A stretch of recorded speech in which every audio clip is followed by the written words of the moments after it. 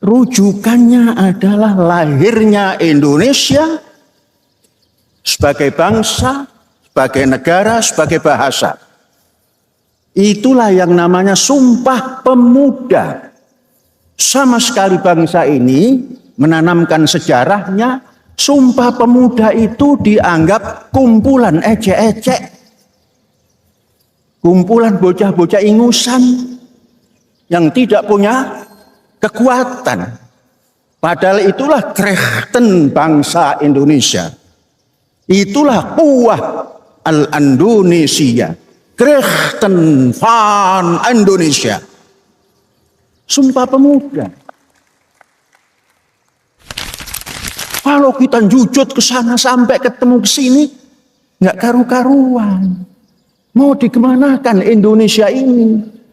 Maka setelah menyadari semua itu, timbullah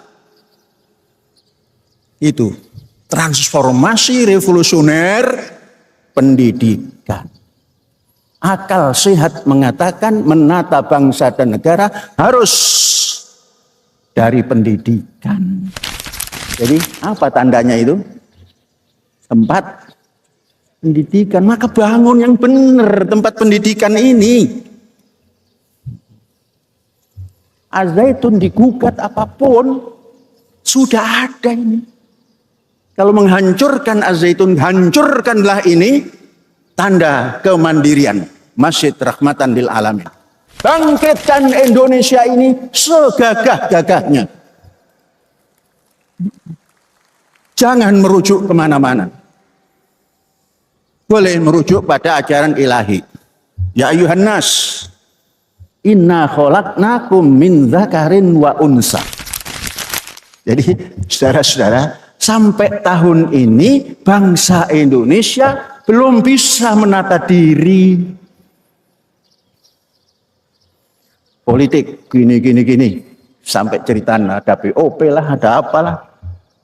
Ngasih makan murid, dibawa keluar, dimasukkan ke kelas lah.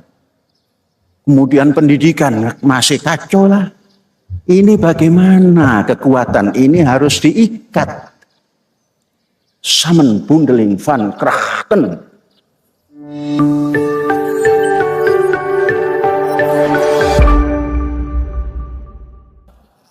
Bismillahirrahmanirrahim. Wa bihi nasta'in wa ba'd. Yang kita hormati semua narasumber, Bapak Profesor kita dan saudara-saudara, kita sudah mencerna semua yang disampaikan oleh beliau dari sejarah Nun jauh. Sekalipun kita membaca, tidak bisa menginjakkan kaki di tempat yang kita baca. Sokrates, Plato, dan sebagainya kita tahu. Dan kita belum pernah menginjakkan kaki di tempat kelahirannya. Sehingga hanya sekedar menjadi cerita dan tidak bisa mewarnai aliran darah kita dalam berjuang. Maka semua tadi mari saya memberi judul yang disampaikan oleh narasumber kita itu Samen Bundeling. Tulisannya disambungkan Samen Bundeling van Krachten. Mari kita ikat, kita bundeli semua kekuatan di Indonesia ini. Dulu Pak Karno mengatakan Samen Bundeling van al revolutionary krachten. Zamannya zaman revolusi, maka Samen Bundeling van al revolutionary krachten. Mari kita bundeli semua ini, kekuatan revolusioner ini. Dua-duanya kita gabungkan. Maka timbul pertanyaan, berapa lama bangsa Indonesia dijajah? Coba siapa yang bawa acara ini? Anda berapa lama bangsa Indonesia dijajah? 32 tahun. 32 tahun. Berapa lama? Coba pembawa acara. Berapa lama dijajah? Menurut bacaan sejarah kamu? 350 tahun. Coba guru sejarah mana? Mana guru sejarah? Nah, mana? Berapa lama bangsa Indonesia dijajah? Yang Anda ajarkan ke murid? 350 tahun. Guru, maka keluarlah murid. Maka Syekh menganulir semua itu. Mari kita anulir ya. Supaya nanti kita bisa samenbundeling van Krachten yang ada di Indonesia ini. Bangsa Indonesia dijajah hanya 17 tahun. Belanda 14, kurang. Kemudian 3 tahun setengah Jepang baru agresi 5 tahun. Itu kalau mau bicara Indonesia. Yang segitu panjang itu siapa yang dijajah? Mataram. Bukan Indonesia. Bukan Majapahit. Juga bukan kekuatan Demak. Mataram. Dan raja-raja yang lain itu yang 350 dikurangi 17. Apa rujukannya ini? Ini sebelum samenbundeling van Krachten ini, supaya ada rujukannya. Rujukannya adalah lahirnya Indonesia sebagai bangsa, sebagai negara, sebagai bahasa. Itulah yang namanya Sumpah Pemuda. Sama sekali bangsa ini menanamkan sejarahnya. Sumpah Pemuda itu dianggap kumpulan ecek-ecek. Kumpulan bocah-bocah ingusan yang tidak punya kekuatan. Padahal itulah Krachten bangsa Indonesia. Itulah Quwah al-Indonesia. Krachten van Indonesia. Sumpah Pemuda. Para sejarawan mengunggulkan Sumpah Palapa yang pemecah belah. Kalau ada Sumpah Palapa, kalau ada. Karena itu Gajah Mada. Gajah Mada itu memecah Pulau Jawa antara Sunda dan orang Jawa sampai hari ini. Ini sejarawan harus jangan membaca buku sejarah bangsa dulu-dulu. Pikiran merdeka. Merdeka fikir, merdeka ilmu, merdeka ruh. Sehingga bisa merubah Indonesia mau dikemanakan. Kalau kita jujut ke sana sampai ketemu ke sini, nggak karu-karuan. Mau dikemanakan Indonesia ini? Maka setelah menyadari semua itu, timbullah itu transformasi revolusioner pendidikan. Akal sehat mengatakan menata bangsa dan negara harus dari pendidikan. Nah, saya mau agak ngelantur sedikit. Mundur abad 20.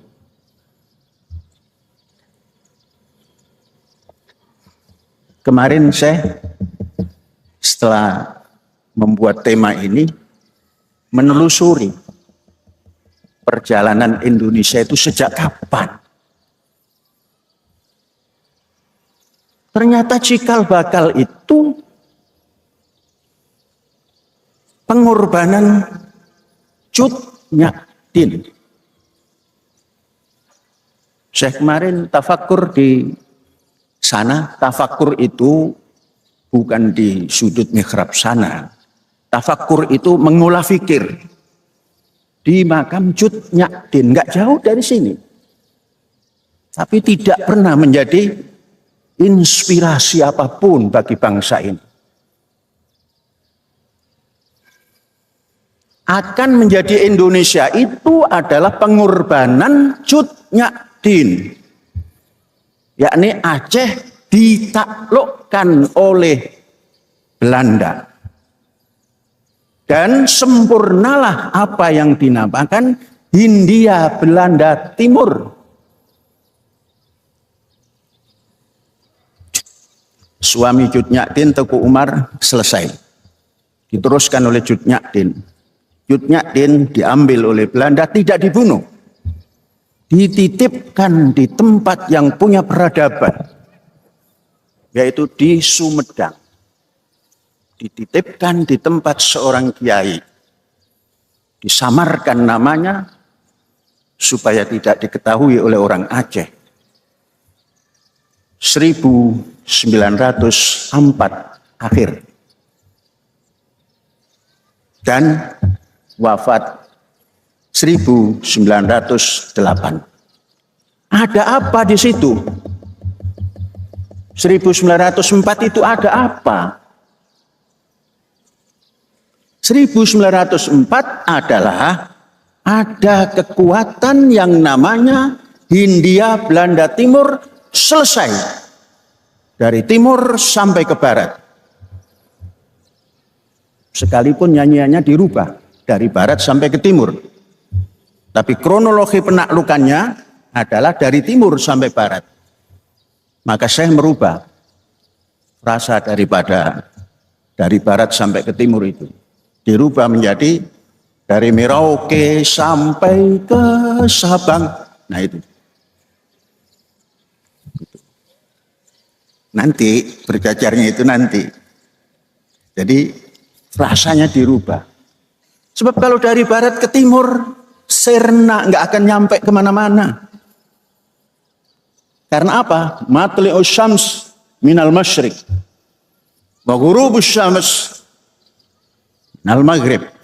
Minal masyriq ilal maghrib. Itu rasional. Sama dengan rasionalnya bangsa Indonesia ini dijajah oleh Belanda dan lain-lainnya 17 tahun saja. Yang lain-lainnya bukan bangsa Belanda, bukan bangsa Indonesia.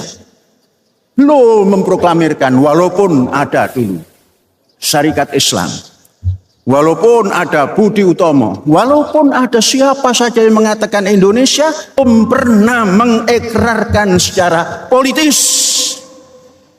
membuat negara Indonesia, membuat bangsa Indonesia, membuat bahasa Indonesia. Padahal bahasa Indonesia itu baru. Awalnya bukan bahasa Indonesia. Lingua franca ketika itu adalah Melayu pasar. Dirubah oleh anak-anak yang terdidik. Dari Aceh dikuasai, maka bangsa Belanda ketika itu yang ada di Hindia Belanda Timur membuat program politik etis, politik yang beretika. Enggak banyak. Irigasi, yakni pertanian, dipusatkan di Jawa, Sumatera, Kalimantan, dan lain-lainnya masih militeristis. Di Jawa sudah mulai sivil, yaitu irigasi. Irigasi kaitannya pertanian. Kemudian supaya aman, diadakan perpindahan penduduk. Namanya apa? Transmigrasi. Yang ketiga pendidikan. Pendidikan memang dikehendaki oleh politik etis di seluruh Indonesia, di seluruh Hindia Belanda Timur, namun tersentral di Jawa. Maka tidak heran semua tokoh-tokoh yang dari luar datanglah ke Indonesia. Ada yang ke Jogja, ada yang ke Batavia, ada yang ke Surabaya, sekarang menjadi Surabaya. Mengapa banyak orang dari luar Jawa ketika itu? Memang pusatnya di sini pendidikan. Dan diaturlah dari Jawa ini untuk mengirim kader-kader ke Nederland. Ternyata kader yang dididik di Indonesia itulah yang jadi pelopor. Bung Karno tidak pernah nginjak tanah Belanda saja haram menurut Bung Karno. Ngomong saja harus begini kepada Belanda. Kalau yang lain-lain begini, itu Bung Karno. Mandiri dari awal. Kalau kita menyimpulkan kemandirian, yang utama itu adalah ini, Masjid Rahmatan dan Menara Pemuda Pembangunan. Satu potong orang pun yang masuk sini untuk membangun ini tidak ada. Mandiri. Insinyurnya itu kecil. Yang satu nggak hadir karena masih bergabung. Insinyur S1 jalan. Saya di belakangmu walaupun tidak insinyur. Sekolah lanjutkan. S2 masuk lagi doktor. Itu dan bangun ini dengan spesifikasi yang tertentu. Ini simbol kemandirian.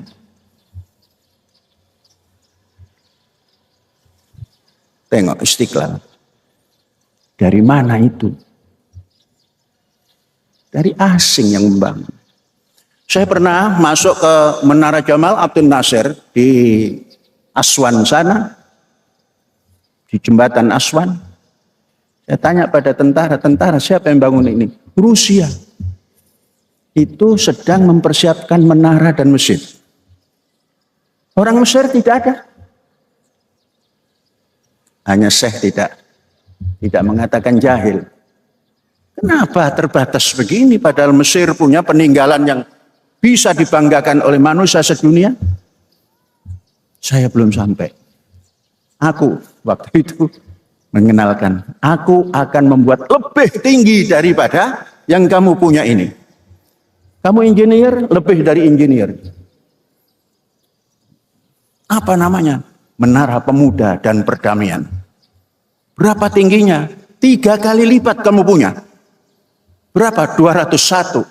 Kenapa begitu tinggi? Nama Nabi itu 201. Kamu Asmaul Husna saja tidak. Syab. Hormat itu tentara. Yang tadinya melarang nggak boleh kalau naik tidak ada izin dari komandan. Akhirnya hormat. Tidak mandiri. Walaupun ada tempat yang dibanggakan. Apa? Tanda kemajuan itu bukan cerita. Kalau cerita semua orang bisa ngarang cerita. Tanda kemajuan, tengok ada bekas pendidikan tidak. Ternyata di Kairo ada yang namanya Al-Azhar didirikan tahun 900-an. Terdepan di seluruh dunia. Baru disusul dari Inggris, apa itu? Oxford. Baru disusun Qom 1501. Siapa yang mendirikan Al-Azhar? Fatimiyah.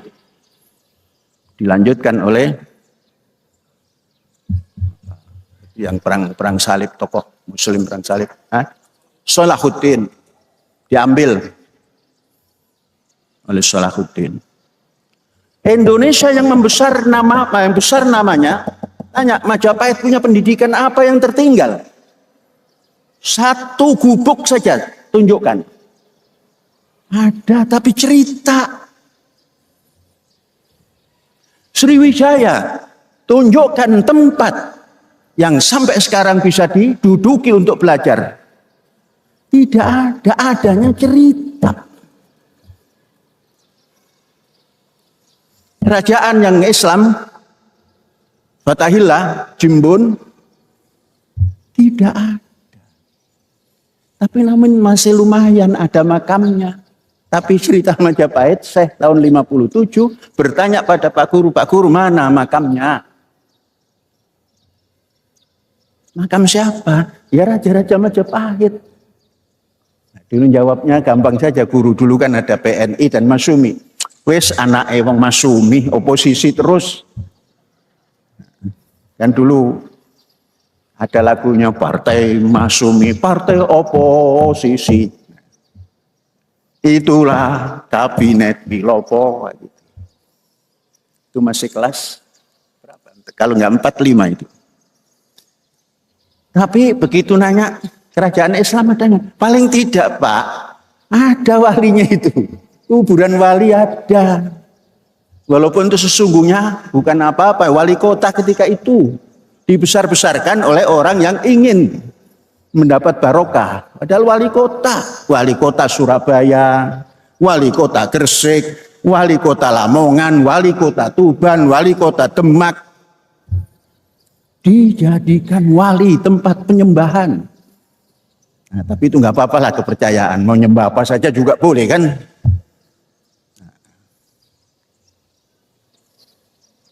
Jadi apa tandanya itu?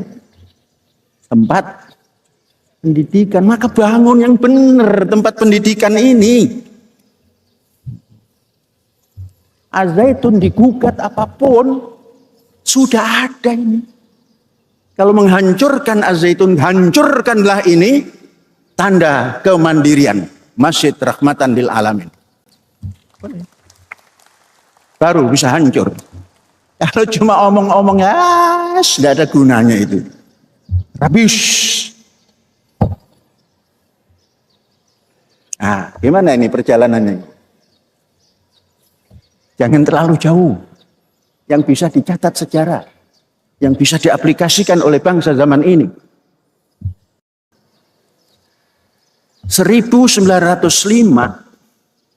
diciptakan 3 program tadi.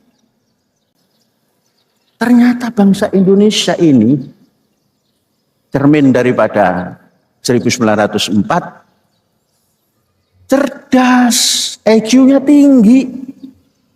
Bangsa mana yang bisa mendirikan negara? Di zaman kolonial, dijajah, mendirikan negara. Orang mana yang ada? Mendirikan bangsa, padahal di situ ada Mataram, ada yang lain-lain. Kok berani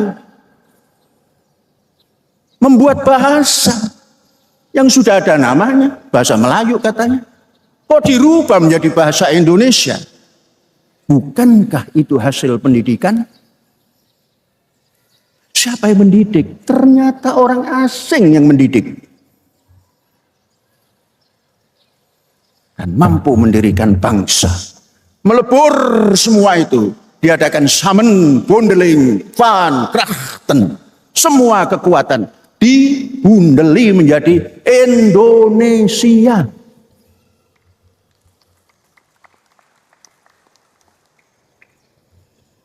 Gak ada lagi ya. Majapahit. Sudahlah itu. Cerita tulis saja di buku. Dibaca orang. Mau dikembalikan nggak bisa. Mengembalikan Mataram nggak bisa. Mendirikan apa namanya yang di Sumatera itu Sriwijaya nggak bisa. Bangkitkan Indonesia ini segagah-gagahnya. Jangan merujuk kemana-mana. Boleh merujuk pada ajaran ilahi. Ya ayuhan nas, inna khalaqnakum min dzakarin wa unsa. Yang membedakan manusia itu Apanya? Ya kalau dari jenisnya ya di perempuan. Wa ja'alnakum syu'uban wa qabaila. Ada juga membedakan. Ada suku bangsa, ada suku bangsa. Kemudian untuk apa? Lita'arofu. Nah sekarang dalam memahami Islam saja dibagi dua. Itu bukan ajaran Allah. Bukan ajaran ilahi. Ajaran manusia. Kalau saudara-saudara mengatakan saya Islam, Sunni atau Syiah, Islam. Boleh. Harus berani. Berantas itu yang memilah-milah ajaran itu. Di tanganmu, di pikiranmu, di kemerdekaanmu. Tidak ada. Itu pemilahan politik. Gabungkan Samen, Bondeling, Van Krechten, Van Islam. Nah, begitu. Jangan dibelah-belah zaman begini kok masih cerita Sunni, Syiah. Kalau Iran boleh, Arab boleh, Indonesia boleh. Maka bangsa Indonesia ada tokoh besar. Tidak mengatakan umat Islam saja.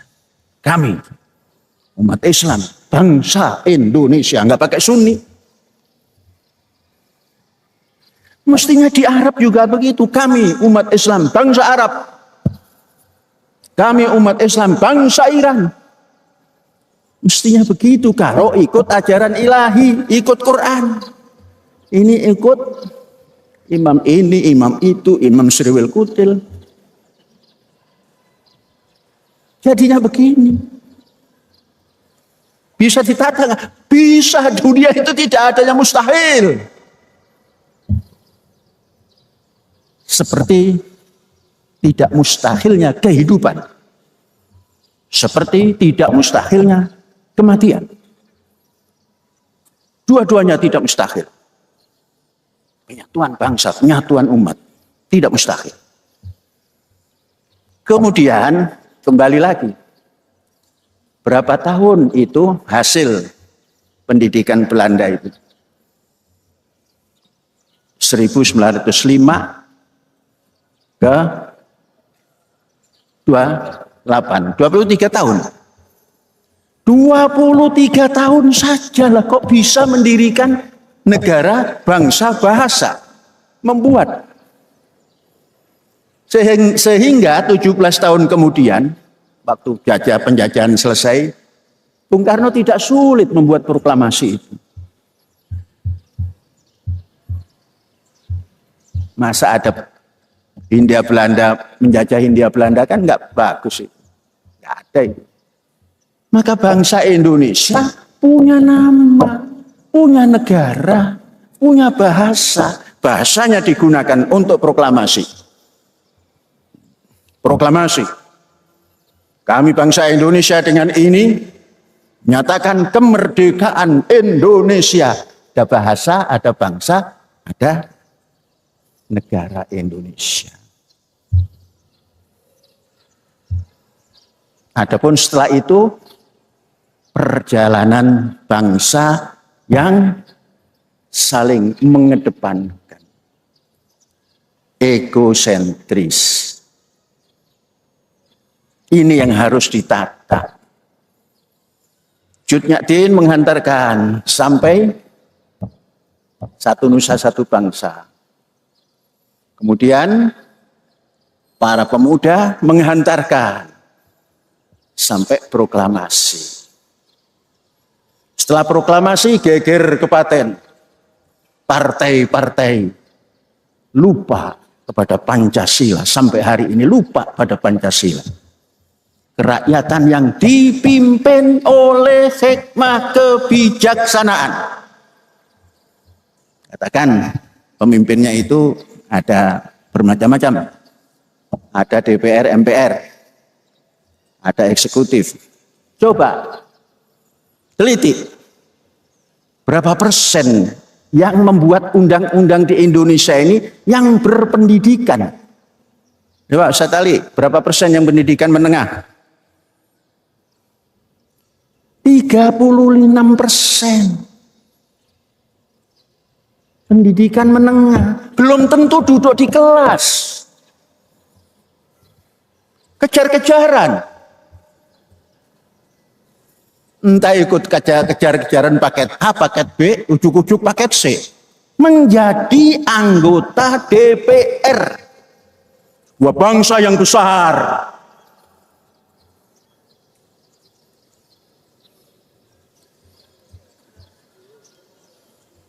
Berapa? Ya, itu pun kalau duduk di kelas. Jangan-jangan 99% tidak duduk di kelas. Mengapa malu kalau tamatan SMA kok mau buat undang-undang? Itu karena nggak punya malu. Mestinya mundur. Nah, profesornya ditaruh di belakang tuh. Nah, ini yang tahu zaman tadi itu ribu-ribu tahun nggak ditaruh di DPR MPR.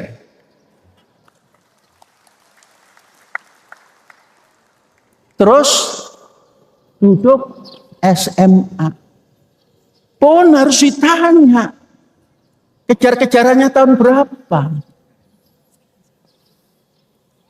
Yang S1? Yang S1 ada 26,72%. Lumayan. Sekalipun itu universitas terbuka. Yang S2? Yang S2 21%. Berapa? 21%. Yang S3? Yang S3 5%. 5%. Ya. Saya tidak mau mengatakan ada S2, kejar paket atau bagaimana, enggak. Semestinya, duduk Ustaz. Ada satu lagi yang tidak menyebutkan pendidikannya. Yang tidak menyebutkan pembelajarannya, pendidikannya. Ada 36,30%. Yang tidak bertanggung jawab terhadap pendidikannya, sepertiga anggota DPR MPR. Itukah yang akan mengatur Indonesia? Jawab. Ya. Semestinya tidak. Maka nyatanya ada. Semestinya tidak toh. Tapi ada toh. Ini namanya cek ain hideng. Kata si Kabayan. Maka mari, pendidikan kolonial menghasilkan anak bangsa yang punya pribadi, punya bangsa, punya negara, punya bahasa. Bahasa jiwa bangsa, betul? Ada yang mengkritisi itu kan bahasa Melayu. Silakan yang Melayu, ayo dibedakan. Bahasa Indonesia dengan bahasa Melayu, beda. Kita sudah masuk 10 besar di UNESCO sana. Oh, bukan bahasa ilmu pengetahuan. Kalau Anda tidak berpengetahuan, mengatakan bahasa Indonesia bukan bahasa ilmu pengetahuan. Yang berilmu pengetahuan, bahasa Indonesia bahasa pengetahuan. Karena digunakan oleh roh yang merdeka, fikir yang merdeka, ilmu yang merdeka. Bahasa Inggris gimana? Ya kalau bisa pakai. Oh kan seluruh tulisan-tulisan zaman dulu dan yang maju-maju ditulis bahasa Inggris. Gampang zaman sekarang. Klik, klik, keluar. Ya, yang penting punya alamat. Sampai bahasa lokal pun bisa. Inilah kehebatan. Maka Amerika tertipu oleh Iran. Entek bondo, entek opo saja, Iran cuma ngeluarkan kelutik. Ini bahasa Solo yang digunakan oleh orang-orang Iran. Ono tabrakan mas, tabrakan apa? Tabrakan sepur karo itu, karo sepeda. Oh ini maklutik tuh, tabrakan itu maklutik. Itu yang dipakai oleh orang Iran. Mengalahkan raksasa maklutik.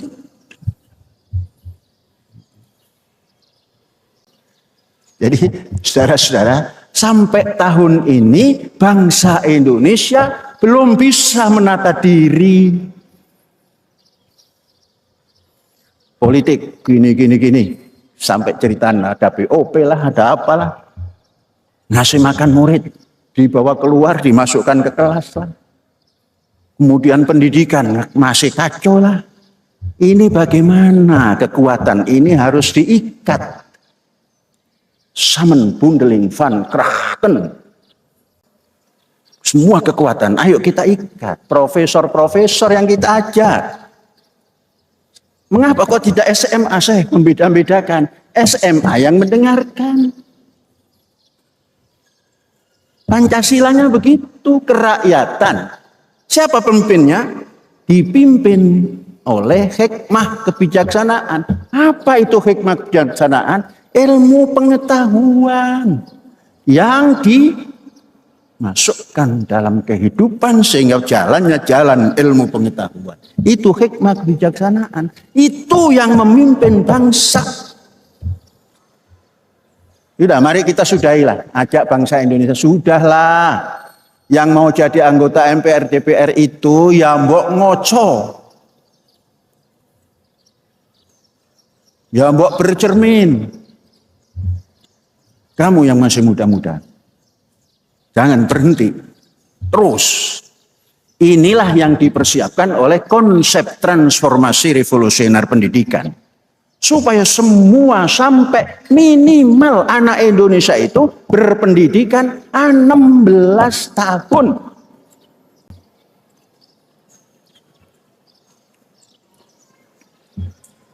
Oh, nggak penting pendidikan. Yang penting praktek. Praktek apa, Mas? Praktek itu kok ilmu. Lah ilmu itu didapat dari pendidikan. Kalau sekolahan saja tidak, maka ada asramanya. Andainya pendidikan Indonesia ini cara yang begini ini tersebar di mana-mana ini bisa menjamin sudah maju dari sejak kemerdekaan sampai tahun 55 itu sudah maju. Tapi karena tersebar. Nah, maka kita akan gabungkan Samen, Bundeling, Van, School di 500 daerah. Nah, ini saja, nanti dilanjutkan lagi ya. Jadi judulnya apa tadi? Samen, Bundeling, Van, Krachten. Membundeli semua kekuatan untuk Indonesia 2050. Mengapa 2050? Penyerahan kedaulatan. Hadza wallahu yar'ana wa yahfazuna walhamdulillahirabbil alamin. Merdeka.